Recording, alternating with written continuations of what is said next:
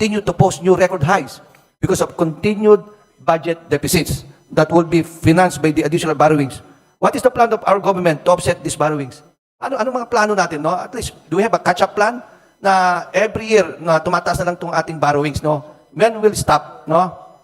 And the Filipino people, hindi nila nararamdaman yung ang kanilang buhay dahil nga, ito, patas ng patas ang ating utang, yung kanilang buhay hindi naman nagbabago. So this is the time, Mr. Speaker, na malaman na naka-live tayo, malaman ng ating mga kababayan, itong mga utang ng ginagawa natin, Mr. Speaker, Madam Sponsor, ay nakakatulong ba ito sa ating mga ordinaryong kababayan? Thank you, Mr. Speaker. May the good sponsor yield a few questions from this representation. Yes, Mr. Speaker. Thank you. Your Honor. Siguro gusto ko lang linawin para yung mga nakikinig sa ating mga kababayan natin. No? You mentioned a while ago, during the interpellation of Kong Bordado, our budget for next year, 2025, is 6-point-something trillion. Am I right? That is correct, Mr. Speaker. 6.352 trillion pesos, Mr. Speaker, Your Honor. And the projected income for 2025 is 4-point-something trillion. Is that correct? Mr. Speaker, total projected revenues is 4.644 trillion pesos. So we have a deficit of 1.6 trillion, something change, right? 1.537, Yeah. Mr. Speaker. Gusto ko lang malaman, Mr. Chair, no? Mr. Speaker, sa ating magaling na Madam Sponsor, I heard, if I'm correct, no, you mentioned na our borrowings will be amounting to 2.5 and change trillion. Am I right? That is correct, Mr. Speaker, Your Honor. So, Mr. Chair, no, siguro, please enlighten us, Mr. Speaker, Madam Sponsor, bakit may sobra tayong almost 1 trillion? Para lang malaman natin mga kababayan. Ano yung difference na yun? So mas malaki po ang expected natin na spending kumpara sa ating kikitain. Yun ang tanong natin. So, ang tawag po natin dyan, pump priming. Yan po ay isang Keynesian principle. Matapos po ang Great Depression sa Amerika, matapos po ang World War II, nung sinabi ni John Maynard Keynes, para palaguin natin, para makabangon ang ekonomiya, ay kailangan gumastos ang gobyerno dahil merong tinatawag na multiplier effect. So, ganito rin ang konsepto, kailangan gumastos ang gobyerno sa mga programa na merong multiplier effect. Ibig sabihin, sa pisong ginagastos ng gobyerno, dapat mas higit pa sa piso ang nagiging suma total in terms of output. At dahil dyan, in the end, ay lalago tayo. So yun ang konsepto ng pump priming. So kumbaga, pinopromote natin ang growth when government spends. So yun po, and especially dahil nanggaling tayo sa pandemic, pinopromote natin ang economic recovery by spending. That will lead to my second question, Mr. Speaker, no, to Madam Sponsor.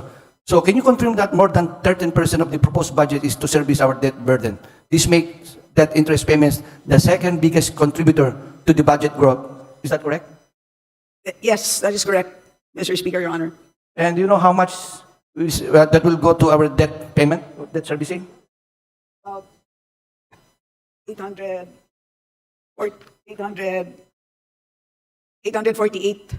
billion pesos, Mr. Speaker, Your Honor. And my record says 876.7 billion. Parang mababa yung ano nyo. Mas gusto ko rin sa inyo, mas mababa ang ano nyo. To be exact, 8.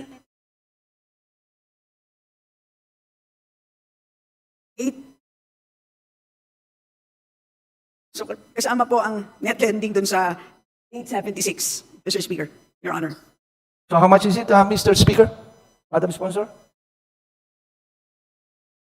848 ang interest payments po So, for national government, for year, 2025. so 848 billion. Yes. So how Mr. many Speaker, Your percent? Honor. Is that 13% of our total budget for next year?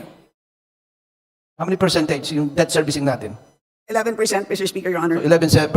So, Mr. Speaker, so in short, 11% ng budget natin goes to debt servicing, including ba yung principal doon or just the interest? Just interest, Mr. Speaker. So we never pay yung principal natin, Mr. Speaker, Madam Sponsor? Yes, we do pay for, we amortize our principal. But for, hindi po natin nakikita sa appropriations because magdo-double count po kung isasama natin. Okay, Mr. Chair. So, Mr. Chair, the allocation for interest payment on debt increased by over hundreds something billion from 670 billion 2024. So mayroon tayong difference na 100 billion. Is that correct? Correct? Tama ba yun? That is, wait. Ang increase po from 2024 is from 670.4 to 848. So a difference of 177 billion, something like that.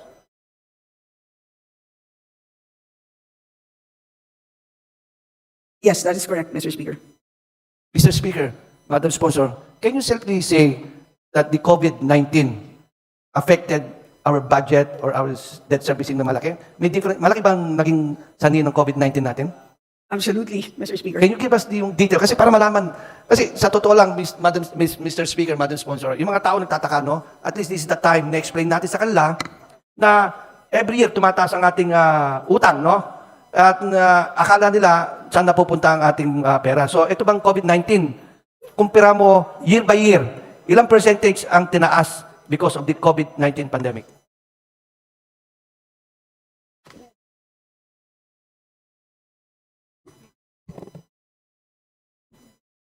So kung titignan po natin ang gross borrowings by administration,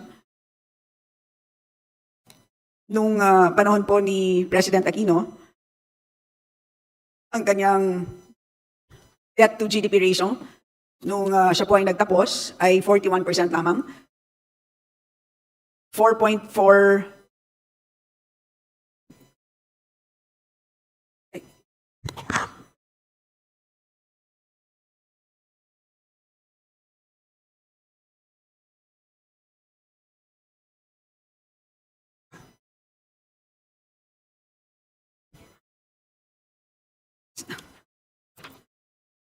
Mr. Speaker, let me... Okay, beginning President Aquino, ang gross borrowings, 4.4 billion. Ang kanyang accumulated borrowing was 1.365. So, maliit lang po. 29.8% increase lang po. Pero nung panahon po ni President Duterte, panahon nga ng pandemya, ang accumulated debt is 7.47 trillion. Trillion pala po, sorry ha. 7.47 trillion, which is a 125.6% increase. Pagdating po ng ating present administration, ang debt accumulation so far is 2.27 trillion pesos or a 16.9% increase. So yun po ang pagkakaiba po across administrations. At uulitin ko po yung kay President Aquino, 1.365 trillion pesos. So yun ang difference po. Ulitin ko po kay President Aquino, 1.365 trillion.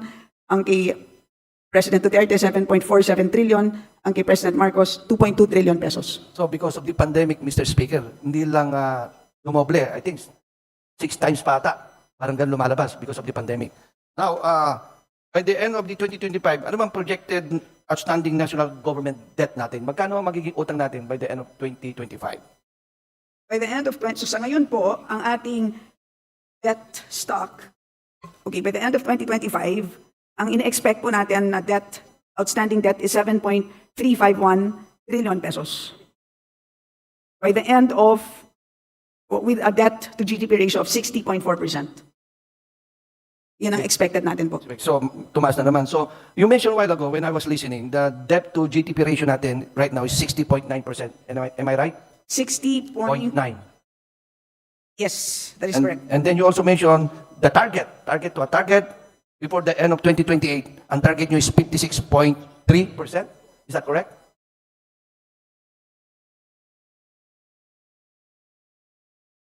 This is a lower target. Okay, it's a range pala. Ang, 56.3, that is correct po. Tama, di ba? Yan ang sinabi Yes. nyo kanina. Yes po. Now, at the end of 2028, so we're talking about 25 up to 2028. So with the difference of, kukumpara mo yung GDP na inanyo nyo, target nyo, so pwedeng tumaas to, pwede rin bumaba. Kasi target lang nilagay nyo na 56.3. That is correct. There's only 4 point something. So you're talking about the debt to GDP ratio from 2025 to 2028, 4 point something lang ang ina-expect yung tatas for almost 4 years tayo. Is that safely to say? Tama ba yun? Baba po ang debt to GDP. Yeah, ng 4% About 4 lang. points. Isn't it masyado siyang maliit? Well, kasi tatandaan po natin na ine-expect din po natin na tumaas din ang ating utang. Kasi taon-taon, ine-expect natin na magde-deficit naman po tayo. Every year, ine-expect po natin na deficit spending tayo. So, ibig sabihin, taon-taon, umuutang po tayo. Ganun naman po. So, halimbawa, 2025, we expect 17.3. By end of 2026, we expect to have a total debt of 18.8. By the end of 2027, we expect our debt to be 19.8. By the end of 2028, we expect our debt to be 20.7. So, ganun po. But despite an increasing debt stock, ini-expect din po natin ang ekonomiya po natin ay lumalaki. Alam niyo po, sa buong ASEAN, tayo po ang inaasahan na pinakamataas ang growth rate, 6.2%. Ka-level na natin sa growth rate ang Vietnam. So, pero ang kagandahan po is sa inflation, ina-expect po nila na mas mababa ang inflation rate natin sa Vietnam. So, in other words, suma total, ahead tayo in terms of outlook. So, yun po. That's the reason for why we expect our debt to GDP ratio to be much lower in 2028 because we expect our economy to be growing. Mr. Speaker, distinguished sponsor, will the Filipino taxpayers expect to pay this debt forever? This portion of the budget represents money that could have been allocated for government projects that can actually reach the Filipino people. Our standing debt level will just continue to post new record highs because of continued budget deficits that will be financed by the additional borrowings. What is the plan of our government to offset these borrowings? Ano mga plano natin, no? At least, do we have a catch-up plan na every year na tumataas na lang itong ating borrowings, no? When will stop, no? And the Filipino people, hindi nila nararamdaman yung ang kanilang buhay dahil nga, ito, patas ng patas ang ating utang, yung kanilang buhay hindi naman nagbabago. So this is the time, Mr. Speaker, na malaman na naka-live tayo, malaman ng ating mga kababayan, itong mga utang ng ginagawa natin, Mr. Speaker, Madam Sponsor, ay nakakatulong ba ito sa ating mga ordinaryong kababayan?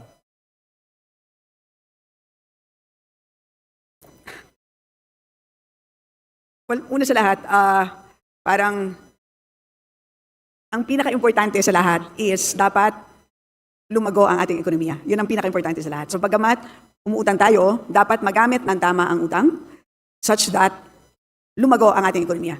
Diba? Kasi hindi dapat mapunta tayo sa isang sitwasyon na umuutang tayo pero yung utang na yan ay nagiging behest.